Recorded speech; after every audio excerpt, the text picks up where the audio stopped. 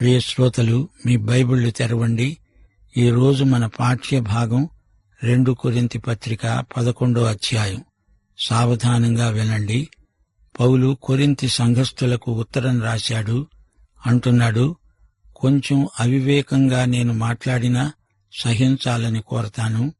నన్ను గూర్చి మీరు ఎలాగైనా సహించండి. దేవాసక్తితో మీ ఎడల ఆసక్తి కలిగి ఉన్నాను. ఎందుకనగా పవిత్రురాలైన కన్యకనుగా ఒక్కడే పురుషునికి అనగా క్రీస్తుకు సమర్పించవలెనని మిమ్మును ప్రదానం చేశాను. గాని సర్పము తన కుయుక్తి చేత హవ్వను మోసపరచినట్లు మీ మనస్సులు చెరుపబడి క్రీస్తు ఎడలనున్న సరళత నుండి పవిత్రత నుండి ఎట్లయినా తొలగిపోతాయేమో అని భయపడుతున్నాను.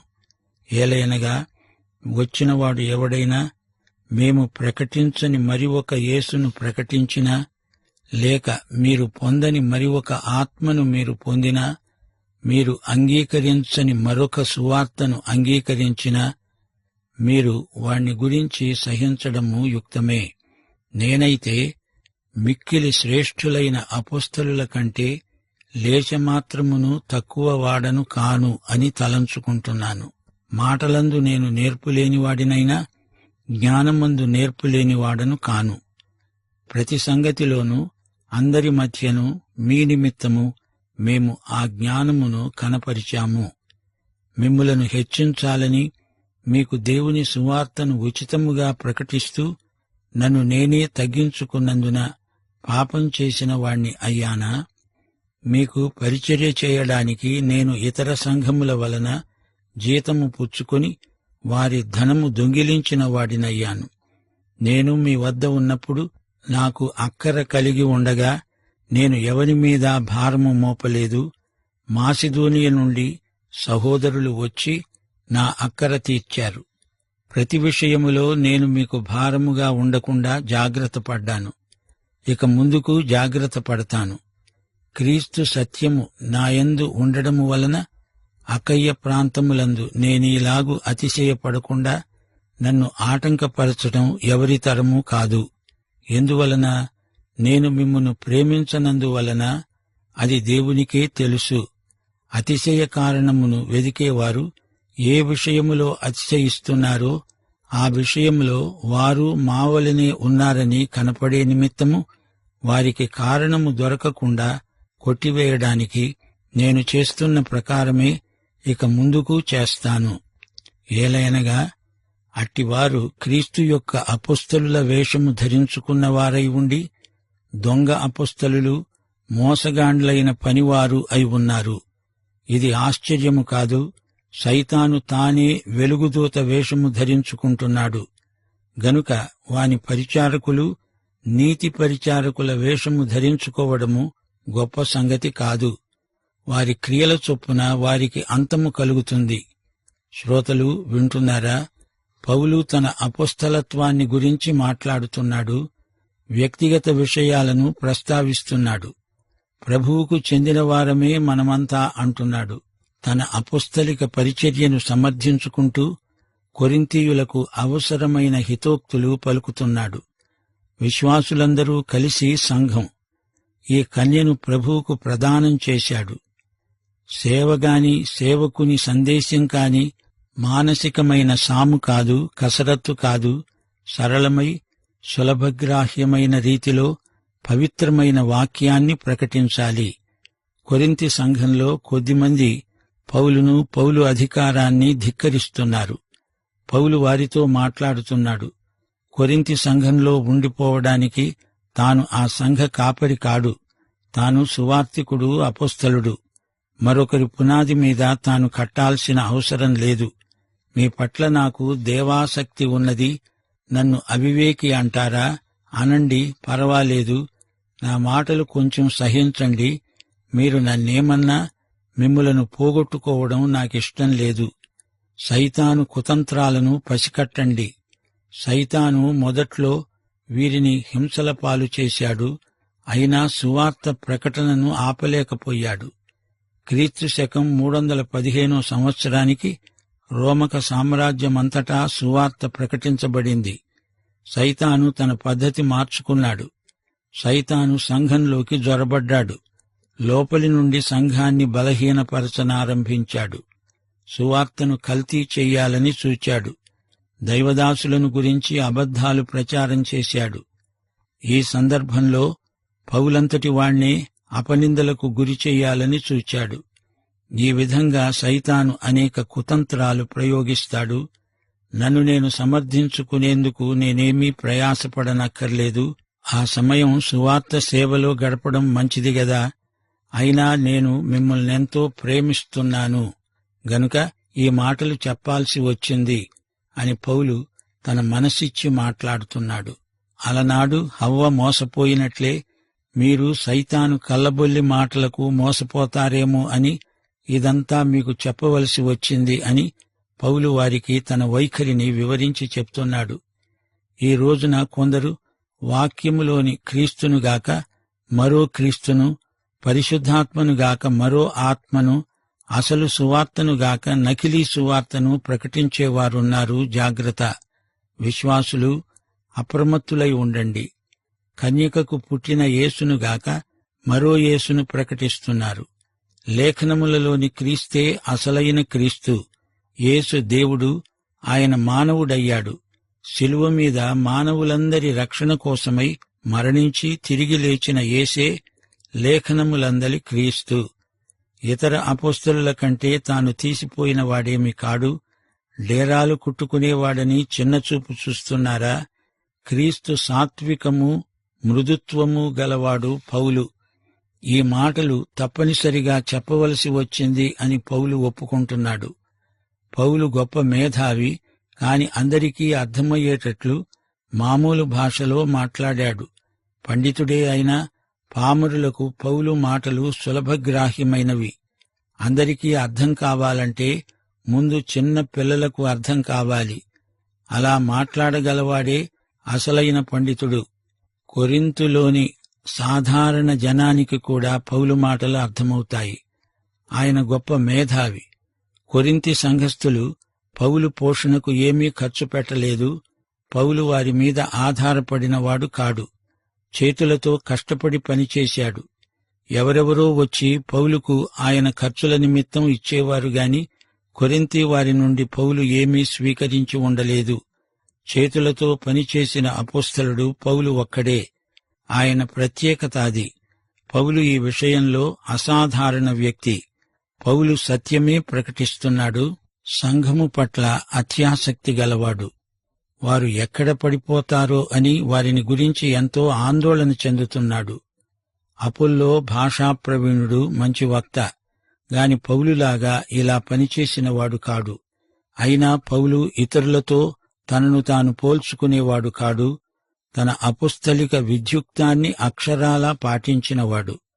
పౌలు విలక్షణమైన వ్యక్తిగా ప్రతికక్షులకు కనిపించాడు. అపుస్తలులు కానివారు కొందరు దొంగ వేషాలతో వస్తున్నారు. వారు దేవుని సేవకులు కారు, సైతాను సేవకులు. సైతాను ఎలా ఉంటాడు? వాడొక బూచిలాగా ఉంటాడా? నెత్తిన కొమ్ములుంటాయా? కోరపండ్లతో భయంకరంగా ఉంటాడా? కాదు కాదు. వాడు వెలుగుదూతలాగా వస్తాడు. అందమైన ఆకారంతోనే అగపడతాడు. సైతాను దూతలున్నారు. సైతాను దూతలు నీతి పరిచారకుల్లాగే కనిపిస్తారు. ఆకర్షణీయమైన రూపంలో వస్తారు. మిమ్మల్ని మభ్యపెడతారు. సైతాను సేవకులు తమను తామే మహిమపరుచుకుంటారు, హెచ్చించుకుంటారు. వీరు మరొక యేసును, మరొక సువార్తను ప్రకటించే సైతాను అనుచరులు.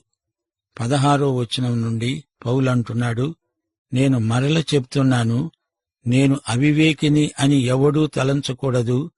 అలా తలంచిన ఎడల నేను కొంచెము అతిశయపడేటట్లు నన్ను అవివేకినైనట్లుగానే చేర్చుకొనండి.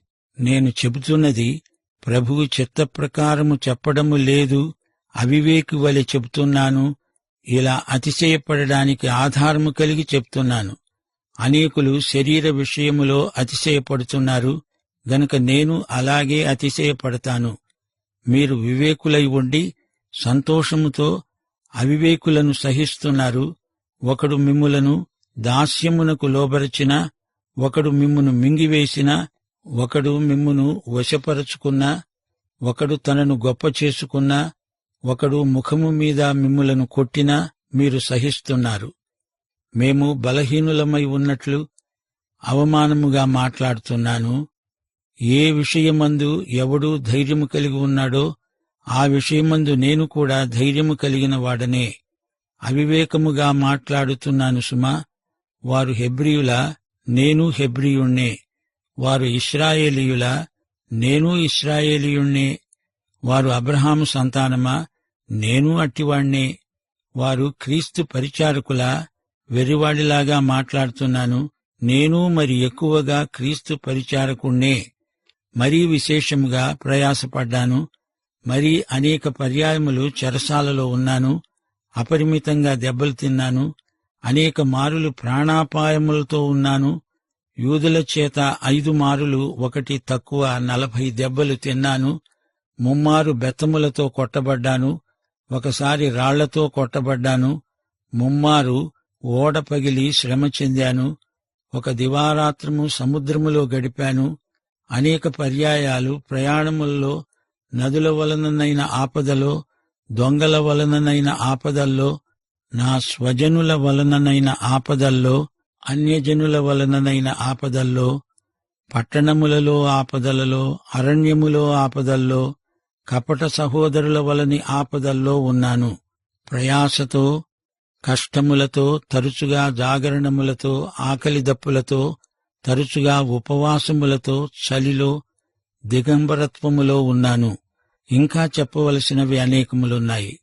ఇవిగాక సంఘములన్నిటిని గూర్చిన చింత నాకున్నది. ఈ భారము దినదినము నాకు కలుగుతున్నది. ఎవడైనా బలహీనుడయ్యాడా? నేను బలహీనుణ్ణి కానా? ఎవడైనా తొట్రుపడ్డాడా? నాకు మంట కలగదా? అతిశయపడాల్సి ఉంటే నేను నా బలహీనత విషయమైన సంగతులను గూర్చే అతిశయపడతాను. నేను అబద్ధమాడడం లేదని నిరంతరము స్తుతించబడుతున్న మన ప్రభువైన యేసు యొక్క తండ్రి అయిన దేవుడు ఎరుగును. దమస్కులో అరెత అనే రాజు కింద ఉన్న అధిపతి నన్ను పట్టగోరి కావలి ఉంచి దమస్కీయుల పట్టణాన్ని భద్రం చేశాడు. అప్పుడు నేను కిటికీ గుండా గోడమీది నుండి గంపలో దింపబడి అతని చేతిలో నుండి తప్పించుకొని పోయాను. ప్రియ సోదరీ సోదరులారా, వింటున్నారా? పౌలు ఏమంటున్నాడు? నా మాటలు మీకు అవివేకంగా ధ్వనిస్తున్నాయా? నేను అవివేకినే అనుకోండి, అయినా పర్వాలేదు, నా మాట వినండి. మీరే వివేకులా? అలాగే అనుకోండి. ఈ మాటలు పవిత్రమైన, జ్ఞానయుక్తమైన నర్మగర్భంగా పౌలు నోట వెలువడ్డాయి. మీ వద్దకు కపట బోధకుడు వచ్చి తిడితే తిట్టించుకుంటారు, కొడితే కొట్టించుకుంటారు. ఈ దొంగ అపొస్తలులు మిమ్ములను తిరిగి ధర్మశాస్త్రపు కాడి కిందికి తెస్తారు. మళ్లీ మిమ్ములను దాస్యంలోకి పడనెడతారు. మీరు నెట్టించుకుంటారు. అలాంటప్పుడు దేవుడు పిలిచిన అపొస్తలుణ్ణి మీరు చేర్చుకోలేరా? కపట బోధకులు తమను తామే హెచ్చించుకుంటారు, మిమ్మల్ని నానా తిప్పలు పెడతారు. నేను సువార్త పరిచారకుడుగా ఎన్నెన్ని బాధలు భరించానో మీకు మళ్లీ చెప్పనా? నేను అనుభవించని శ్రమ అంటూ లేదు. ఎన్నో హింసల పాలయ్యాను. నా వంశవృక్షాన్ని మీకు జ్ఞాపకం చేయమంటారా? నేనెవర్నో మీకు ఎన్నిసార్లని చెప్పను? యూదుల చేతిలో 39 దెబ్బల చొప్పున ఎన్నిసార్లు శిక్షలనుభవించానో. 13 దెబ్బలు ఇటువైపు, మరో 13 దెబ్బలు వీపు మీద, ఇంకో 13 నెత్తిన, మొత్తం 39 దెబ్బలు. ఇంకా ఒకటి కొడితే చస్తాడేమోనని అంతటితో వదిలిపెడతారు. ఇలా 5 సార్లు నన్ను కొట్టారు, చిత్రవధ చేశారు. ఇదంతా సహించాను. శ్రోతలు వింటున్నారా? అలాంటి హింసలు ఎవరు ఎంతగా అనుభవించగలరు? యేసుక్రీస్తు కోసం ఇంతగా కష్టాలు అనుభవించిన వారు ఎంతమంది ఉన్నారు? ఇదంతా కాక పౌలుకు సంఘములను గురించిన చింత ఎంతో ఉంది.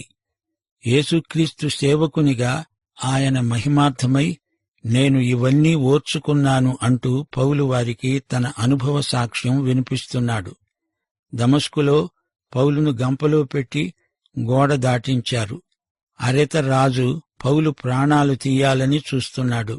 అతని బారి నుండి పౌలును ఈ విధంగా తప్పించారు. పౌలులాగా ఇంత విశ్వసనీయమైన సేవ ఎందరూ చేయగలుగుతున్నారు చెప్పండి?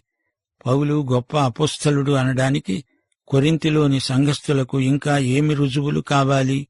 ఇదంతా పౌలుకు చెప్పాలని లేదు, కాని చెప్పక తప్పదు. ఏమిటి నేనిదంతా పిచ్చివాడిలాగా చెబుతున్నాను అనుకుంటూనే అంతా చెప్పేశాడు. కొరింథీ సంఘమును గురించిన చింత పౌలుకు ఎంతో ఉంది. తాను ప్రకటించే సువార్త పక్షంగా పౌలు పోరాడుతున్నాడు.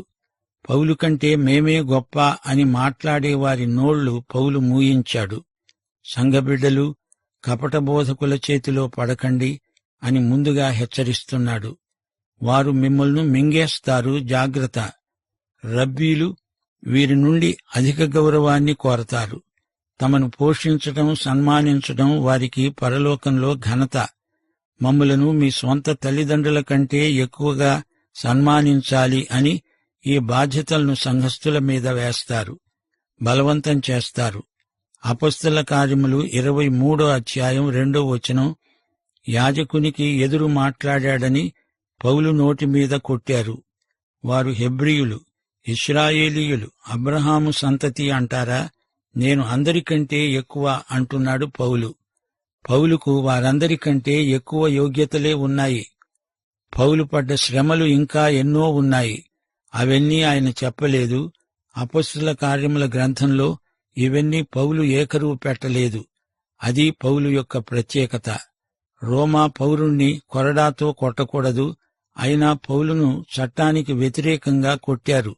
40 కంటే ఎక్కువ దెబ్బలు కొట్టరు. 40వ దెబ్బ మాత్రం కొట్టకుండా విడిచారు. చాలామందికి 40వ దెబ్బకు ప్రాణాలు పోతాయి. సముద్ర ప్రయాణాలలో ఎన్నో సాహసాలు చేయవలసి వచ్చింది. గంపలో దాక్కుని తప్పించుకుపోవడం మానసికంగా గొప్ప అవమానమనిపించింది, కాని దానికి ఒప్పుకోవలసి వచ్చింది.